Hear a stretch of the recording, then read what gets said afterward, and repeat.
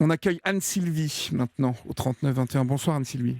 Bonsoir Olivier, merci de prendre mon appel. Je Je n'ai vous en prie. pas ni l'énergie, ni le soleil, pourtant j'aime chanter comme Jean Bernard, mais je suis tout à fait désemparée ce soir. C'est pour ça Mais que écoutez, la quand libre...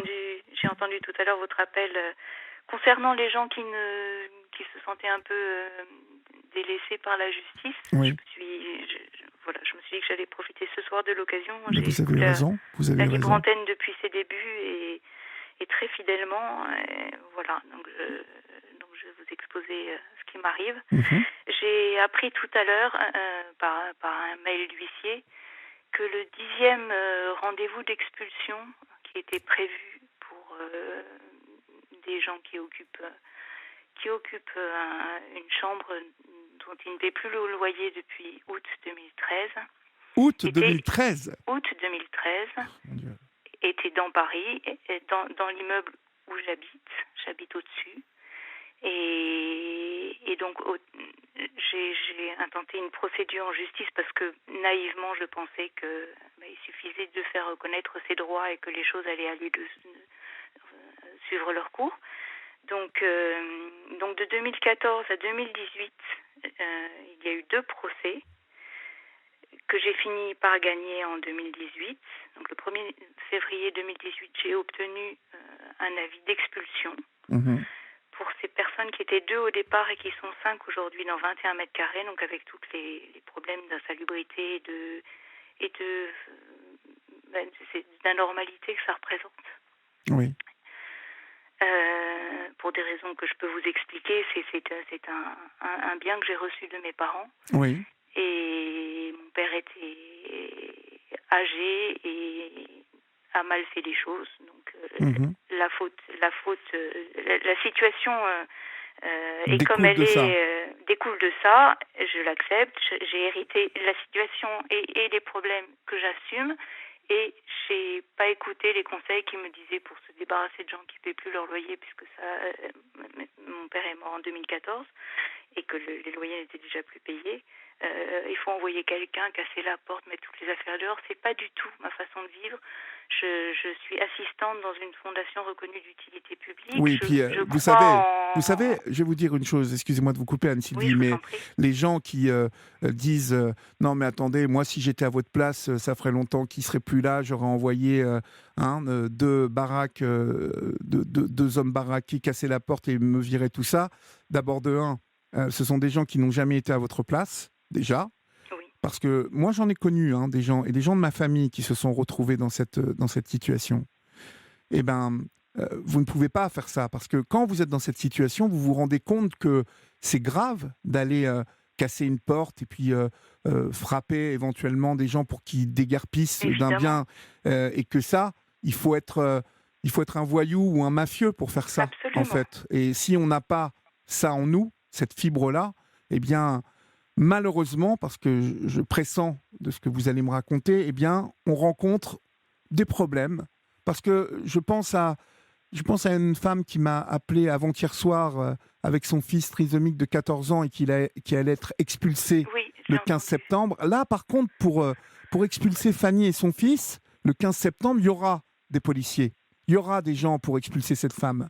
Par contre, vous, qui êtes squatté depuis 2013 par des gens et qui en êtes à la 10e mesure Au 10e d'expulsion, rendez-vous non mais annulé. écoutez, Et vous écoutez, savez c'est laconique, et encore j'ai la chance que l'huissier me tienne informé et ne s'en tienne pas uniquement à l'information auprès de l'avocat, elle m'en informe régulièrement.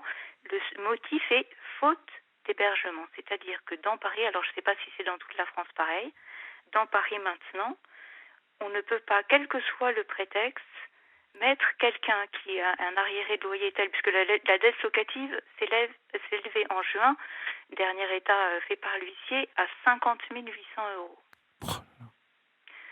Donc, et j'habite dans le même immeuble, donc je les croise tous les jours. et quand vous les croisez, Ah, ils sont très aimables, hein. Ils me font un grand sourire.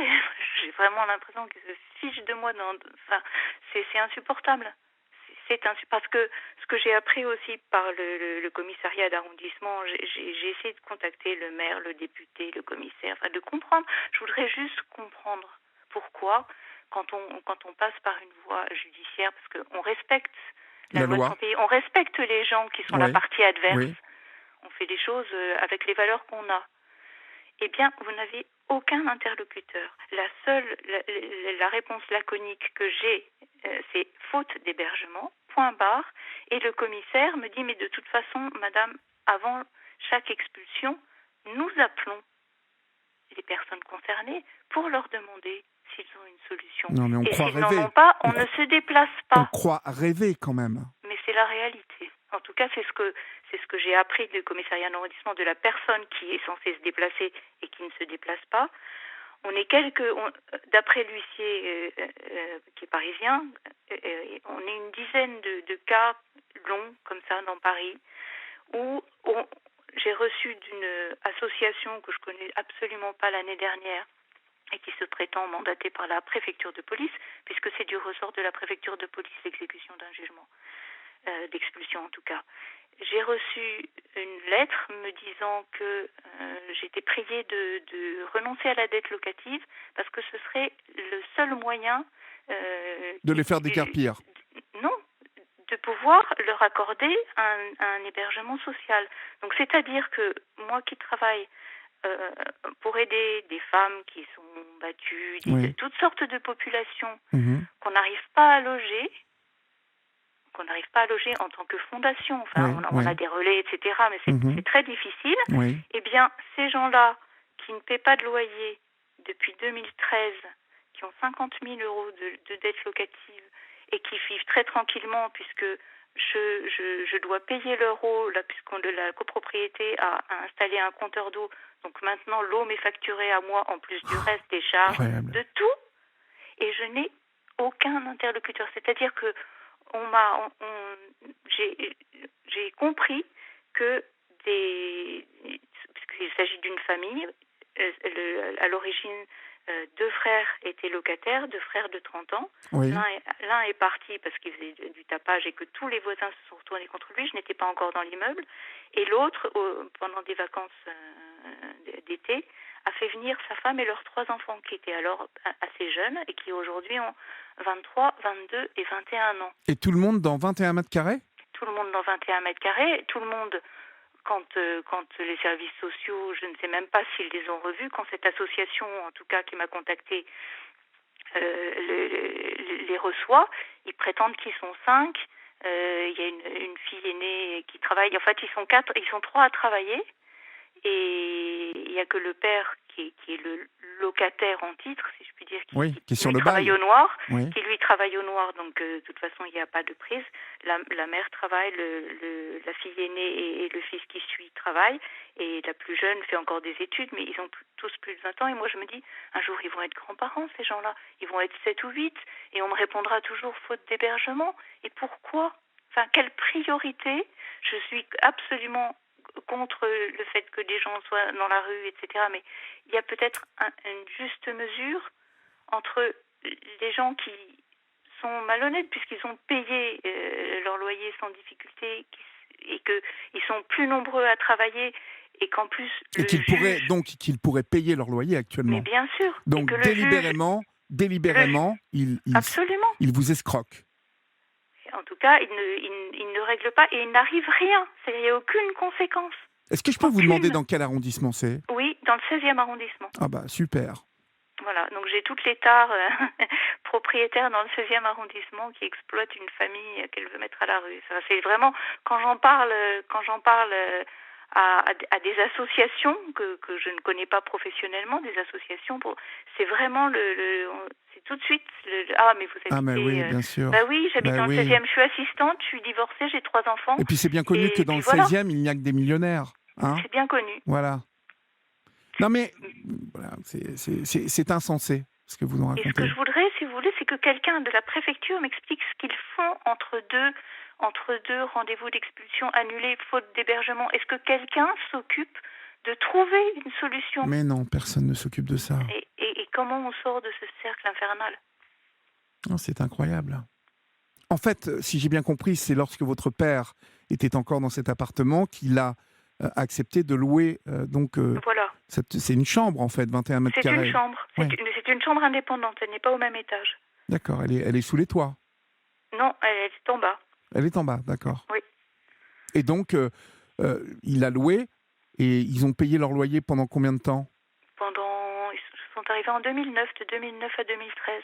D'accord. Et c'est quand mon père leur a dit, mais attendez, il n'est pas question qu'une famille, que des enfants vivent là. Mon père lui-même avait été enfant d'immigrés et avait vécu extrêmement pauvrement dans son enfance, donc il voulait pas. Il a loué à deux frères adultes qui travaillaient et il n'a pas du tout envisagé que cet espace-là soit dévolu à une famille de 5. Et aujourd'hui, la famille de 5, c'est 5 adultes et plus qu'adultes, tout le monde est majeur. Et j'ai l'impression qu'il y a jamais de contrôle de la situation des gens qui forcément a changé puisqu'il y en a plus qui travaillent, que des enfants, je suis pas pour que les enfants quittent tôt leurs parents et surtout pas pour des raisons économiques. Non mais personne aujourd'hui dans ce studio et chez vous n'est pour que des enfants se retrouvent sans toit. Là n'est pas la question. Non. Comme vous le dites, vous êtes une femme... Pourquoi l'État se décharge? Parce que, évidemment, tous les mois de trêve hivernale et toutes les prolongations de la trêve hivernale, pour des raisons sanitaires, ce sont des mois de gagner, entre guillemets, pour l'État. Oui. Il laisse les propriétaires malchanceux avec leur fardeau. Voilà, parce que l'État dit personne dehors pour n'importe quel prétexte. Et je suis découragée parce que j'ai fait les choses de la façon la plus droite et honnête possible, avec les éléments dont je disposais, qui étaient à la base. C'est sûr que si c'était moi qui avais loué, j'aurais pas fait ce qu'a fait mon père, jamais. Est-ce qu'il y a des conditions particulières liées à ce bail qui les protègent un peu plus? Non, absolument pas. Non. Puisqu'il y a eu 2 jugements successifs, justement, le premier remettait en question, comme c'était un bail oral, la validité d'une expulsion quand le propriétaire ne rédige pas un bail. Et donc, on a eu un jugement de forme et un de fond. Je ne suis pas juriste, je sais que votre frère est avocat, mais je ne sais plus lequel est lequel. En tout cas, on est passé 2 fois devant le tribunal d'instance pour réexaminer justement du fait qu'il n'y avait pas eu de bail écrit au départ, la possibilité de les soumettre quand même aux conséquences d'un si long impayé de loyer. Mais ça n'a rien changé. Ils n'ont même pas fait appel. Quand le jugement est tombé, et ils ont bien eu raison, puisqu'ils sont certainement beaucoup mieux renseignés que moi et qui devaient être conseillés, et on a dû leur dire, écoutez, à 5 de toute façon, ne bougez pas, il ne se passera rien. Il ne se passera rien. Il ne se passe rien. Kat, qui est une auditrice, nous écrit au 739-21, enfin, vous demande si vous avez pensé à faire couper l'électricité et l'eau. Mais je n'ai pas le droit. D'accord. Elle dit je un peu... Alors, je rajoute que Kat a dit un peu sauvage, mais bon, 3 petits points. J'ai mis 1 an à obtenir le droit, par un échange d'avocats, enfin vraiment, c'est le droit de leur demander de prendre un compteur électrique à leur nom. Oui, ils l'ont fait? Ils l'ont fait au bout d'1 an, c'est-à-dire que EDF a mis 1 an à couper l'électricité. J'ai fait vraiment les choses, ils avaient le courrier devant la porte, un recommandé, enfin tout le monde était au courant, le syndic, les avocats, vraiment j'ai fait les choses comme on m'a dit de les faire, dans l'ordre, avec préavis suffisamment long, etc. EDF a mis 1 an à couper l'électricité, donc ils ont bénéficié, mais ça c'est pas mon problème, d'1 an de fourniture d'électricité gratuite. Et le jour où ça a été coupé, c'était très curieusement coupé en janvier, mais je n'y suis pour rien. Et le père de famille m'attendait pour me menacer et son avocat menaçait la mienne. Enfin, non, mais... et là avec l'eau, j'ai dit au syndic, mais pourquoi c'est moi que vous facturez? Et il m'a répondu, mais parce que, madame, officiellement, ces gens n'existent pas. Mais non, ils n'existent pas. Ils n'existent pas. Mais ils sont pourtant bien là. On marche totalement sur la tête. Et vous me dites qu'au commissariat, donc, on vous dit qu'avant d'aller les expulser, on les appelle pour savoir si ils ont une adresse donc de repli. Hein, c'est ça, s'il y a un changement dans leur situation et s'ils ont un logement en vue. Et ce que j'ai appris aussi, c'est que quand on leur proposera, si un jour ça arrive, un logement social, Ils peuvent ont le le refuser. droit, ils ont droit à 3 refus. Ouais. Et c'est au 3e refus parce que là, ils sont quand même à 5. Et encore une fois, c'est pas une situation souhaitable pour qui que ce soit. Mais ils sont à 5 dans 21 mètres carrés, certes dans le 16e, mais quand même à 5 dans 21 mètres carrés, 5 adultes. Et donc là, ils ont dit, enfin c'est le commissariat qui me l'a répété, que ils aimaient beaucoup le 16e, donc que de toute façon, ils n'accepteraient d'être relogés que dans le 16e. C'est dingue. C'est dingue ce que vous nous expliquez. Et moi, je suis c'est juste fou. bonne à payer les charges et à attendre, parce que en plus, quand un rendez-vous d'expulsion est annulé, vous avez un délai pour pouvoir en demander un autre. Mais comme il se passe certainement rien entre 2 rendez-vous d'expulsion, de toute façon, c'est purement administratif, et puis on va arriver au 31 octobre, donc ça va être rebloqué pour jusqu'à la fin de la trêve hivernale, qui, ouais. si on a un nouveau confinement, une nouvelle vague de Covid, va aussi être prolongée, et c'est sans fin. Mais ce qui est incroyable, c'est que jamais les policiers ne se sont donc présentés pour les expulser. Jamais, non, ça n'est jamais arrivé, ça. Absolument pas. Donc j'ai été, pour tout vous dire, parce que quand même je bataille depuis un petit moment, j'ai été indemnisée en 2020 par la préfecture de police pour non-exécution d'un jugement. C'est quand même donc ils m'ont indemnisé le jugement a été rendu le 1er février 2018, mais la première date d'expulsion possible pour les délais de justice, et je ne sais quel délai, pour laisser aux locataires le temps de faire appel qu'ils n'ont pas saisi, mais bref, c'était le 9 octobre 2018. Donc j'ai été indemnisée du 9 octobre 2018 au 31 août 2020. Donc sans tous les mois de trêve hivernale, etc., avec un maîtreur qui a dû aller voir la chambre, faire un rapport à la préfecture de police. Donc tout est transparent. De mon côté, je suis obligée à une totale transparence. Et donc j'ai été indemnisée pour toute cette période, et sans parler des 50 000 € de la dette locative que je ne reverrai jamais. Mais une chose est de ne jamais les revoir, et l'autre chose est sciemment, parce qu'on vous demande de faire comme si ces gens payaient leur loyer, étaient solvables pour occuper un logement HLM qui pourrait aller à quelqu'un dans une situation de précarité, mais peut-être honnête. Vous voyez, parce que là c'est quand même aussi récompenser d'une certaine façon la malhonnêteté. Mais c'est récompenser la malhonnêteté, c'est permettre à des gens malhonnêtes en toute impunité d'arnaquer la société, parce que c'est ça, c'est la société. Ils ne vous payent pas, mais ils ne doivent pas payer d'impôts non plus. Ils doivent se foutre de tout, ces gens-là. Oui, et puis quand la préfecture m'indemnise, moi, ce sont nos impôts qui m'indemnisent. Et si jamais je renonçais à la dette locative, eh bien, nous contribuerions tous à payer leur loyer dans un logement social, parce qu'il n'y a pas de raison qu'ils le paient davantage. Est-ce que vous avez pensé à attaquer l'État ? Mais je ne sais pas comment faire. Mon avocat me dit que c'est pas pour l'instant, c'est pas envisageable. Mais comment ça ? Pourquoi il vous dit ça ? Je ne vois pas. Il me dit qu'à partir du moment où l'État commence à indemniser, en général, il se lasse en quelques années. Mais quelques années, c'est combien d'années ? Il se lasse qui ? L'État ou l'État, oui. Mais non, mais sous quelle forme, par quel intermédiaire, par quelle association qui cherche un logement ? Oui, et là, ce que vous êtes en train de me dire, donc, c'est que l'État vous indemnise, donc ces gens ne payent pas le loyer, donc c'est l'État qui paye leur loyer.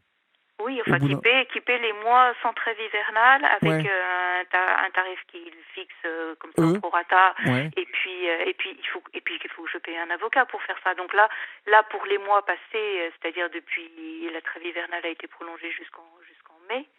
Donc pour juin, juillet, août, septembre, si on en arrive à septembre, et octobre, si jamais c'est reparti pour un tour. C'est-à-dire pour une année de plus, mais je pourrais prétendre à 5 mois et je vais avoir un minimum de 1 000 € de frais d'avocat. Donc c'est démentiel. C'est démentiel. Il y a des problèmes beaucoup plus graves et j'en suis absolument consciente, et je hiérarchise. Mais comme vous l'avez citoyenne qui croit bêtement dans ce qu'on lui a inculqué dans la justice, vous voyez, enfin, si on se comporte bien, si on fait les choses bien, si on respecte les gens, si on respecte les procédures, si ben, finalement une sorte de justice est rendue, ben, je suis absolument dépitée, Non, mais en c'est bien, en colère, fait. déprimée. Ouais, mais je Je me passe doute, par tous Anne-Sylvie, ces mais états-là. si on vous écoute ce soir, et si des personnes du pédigré de ces gens-là nous écoutent ce soir, il est bon de savoir que dans le 16e arrondissement, on peut aller investir n'importe quel appartement. Pourquoi en prendre un de 21 mètres carrés? Autant choisir un 150 mètres carrés qui est libre, et puis aller habiter dedans, y mettre des enfants, et savoir que aujourd'hui, le système français est fait de telle manière que vous pouvez squatter, ne pas payer, et puis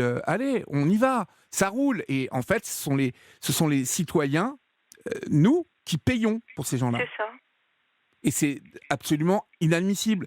Et je suis certain que, vous savez ce que je vous dis, c'est sur le ton du deuxième degré, mais je suis certain que demain, une famille telle que celle-ci loue un appartement de 110 mètres carrés et au bout du deuxième mois ne paye plus, ça sera le même régime, en fait.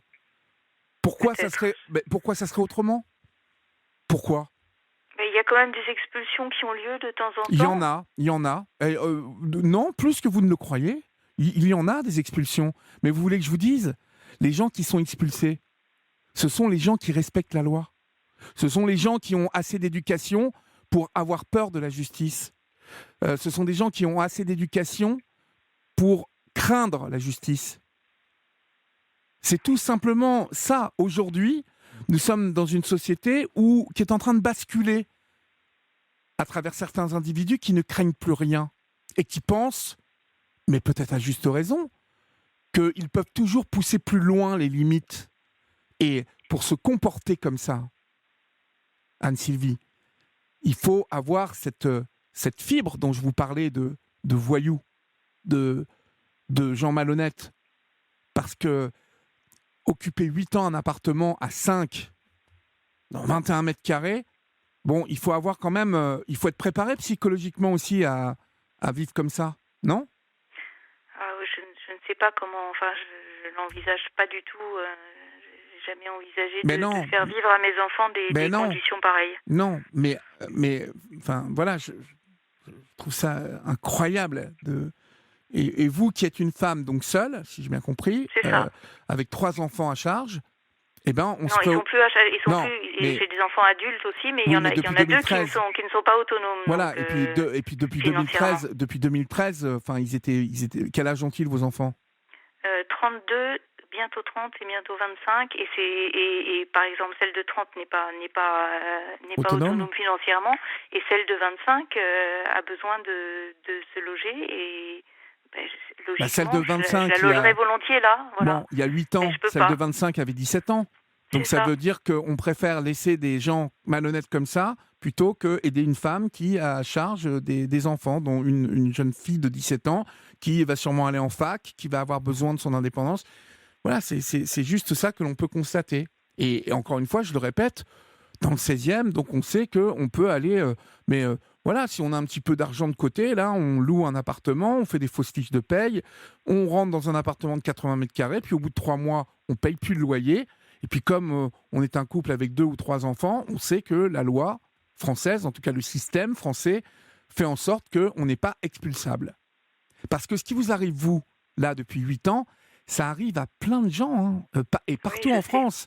Alors, peut-être pas sur une durée aussi longue que ça, parce que, franchement, là, depuis 2013, oui, vous devez être un cas, vous devez être 10 cas comme ça. Mais La procédure a commencé en 2014, et le jugement, le dernier jugement qui n'a pas été contesté par la partie adverse, date du 1er février 2018. c'était absolument incroyable. Donc ça fait plus de 3 ans, et au rythme où se prolongent les trêves hivernales ces dernières années, en fait, la fenêtre possible pour agir légalement, pour faire sortir des gens, elle est extrêmement réduite, et comme on ne sait, il n'y a pas moyen de savoir ce qui se passe entre, comme je vous le disais, entre deux rendez-vous annulés. je ne sais pas si concrètement quelqu'un s'occupe d'eux depuis que je n'ai pas donné suite Ouais. à la proposition d'effacer la dette locative sans aucune contrepartie pour qu'on puisse les accompagner dans le logement. Mais j'ai envie de C'était vous la dire, formule. au nom de quoi vous refuseriez, au nom de quoi au nom de quoi vous feriez une croix sur l'argent qui vous est dû en plus? Au nom de quoi? Genre, c'est pas à vous de payer ça. Pas, justement. Mais non, mais ce qu'on vous demande est encore plus gonflé. Vous voyez? Je trouve aussi. Merci. C'est bon de vous l'entendre dire. Mais non, mais enfin, n'importe quelle personne sensée vous le dirait. Et je pense pas être le seul à être sensé. J'en suis sûr, même. Aussi bien que je suis sûr pour notre ami Jean-Bernard que l'amour existe à 60 ans, je suis certain que, je veux dire, on vous doit quelque chose. Je veux dire, moi, je fais partie des gens et dans cette régie et dans ce studio, il y a 5 personnes qui payent leurs impôts, qui ont un certain respect de la loi, respect de l'uniforme, un peu peur. Mais je vais vous dire, en fait, quoi, j'ai l'impression qu'aujourd'hui, au final, ce sont les gens comme nous auxquels on va mettre des amendes, parce que finalement, on est les bons crétins dans tout ça. Ouais. Oui, on est des bons clients. Oui, parce qu'à partir du moment où vous êtes éduqué, que vous savez qu'il y a un système et que, voilà, on vous fait sauter les points de permis, la vitesse à 30, enfin, tous ces trucs-là, et on craint tout ça parce qu'on a été éduqué comme ça. Mais que le système aille dans le sens de ceux qui ne respectent pas les règles, c'est tout à fait insensé. Tout à fait insensé. Et le pire, c'est que, Anne-Sylvie, vous avez bien fait de nous appeler, mais je ne sais pas quoi vous dire, puisque vous avez tout fait. Je n'ai pas moyen de trouver un interlocuteur. J'aimerais que quelqu'un à la préfecture de police me dise, parce qu'on ne peut pas être reçu. Alors, vous avez bien fait de nous appeler, parce que cette libre antenne, elle touche énormément de monde. Et je lance l'appel ce soir, si quelqu'un nous écoute, il y a sûrement quelqu'un qui nous écoute, qui travaille à la préfecture de police, mais bien évidemment, à qui on ne demande pas de s'engager parce qu'on sait qu'à la préfecture de police, vous êtes fonctionnaire et qu'il y a un devoir de réserve, mais au moins pouvoir nous renseigner sur ce qui se passe, quelles sont les démarches que Anne-Sylvie peut faire, quels sont ses recours, peut-être pousser plus loin, je ne sais pas, est-ce qu'il y a une procédure que vous pourriez entamer que vous ignorez? Écoutez, il nous reste même pas une minute, Anne-Sylvie. Donc, si je reçois la moindre indication, Julia ou Florian va vous rappeler. Mais je vous jure qu'on va vous rappeler pour suivre cette affaire. D'accord ? Merci beaucoup, Olivier. Et vraiment, n'hésitez pas à nous tenir au courant, Anne-Sylvie, parce que on se fera toujours le relais de personnes comme vous ici. Hein ? Je vous remercie beaucoup, ça fait chaud au cœur. Mais non, mais c'est normal. Pour qu'une société fonctionne, il faut respecter les règles. Une société qui ne respecte plus les règles, va droit dans le mur. Ça fait peut-être un peu réac, ce que je dis, mais c'est juste la réalité, en fait, dont je parle. Je vous embrasse et puis courage, Anne-Sylvie.